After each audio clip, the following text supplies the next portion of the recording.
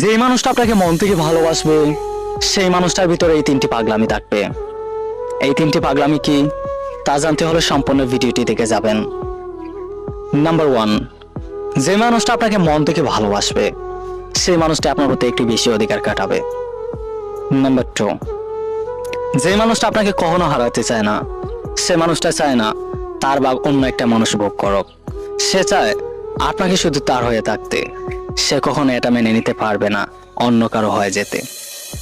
Number 3, যে মানুষটা আপনাকে অন্তর দিয়ে ভালোবাসে, যে মানুষটা কখনো আপনাকে হারাতে চায় না, সে সবসময় আপনাকে নিয়ে চিন্তা করে, সেই মানুষটি আপনার সাথে কথা বলার জন্য সে চটপট করবে।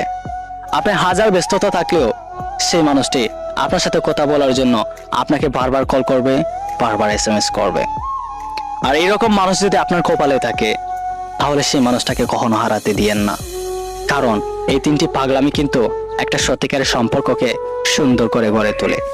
তাই আপনার ভালোবাসার মানুষটির মধ্যে যদি এই তিনটি পাগলামি দেখতে পান তাহলে সেই মানুষটাকে একটু ভালোবাসা দিয়েন, সেই মানুষটাকে একটু বুঝেন, তাতে করে আপনাদের সম্পর্কটা অনেক সুন্দর হয়ে দাঁড়াবে।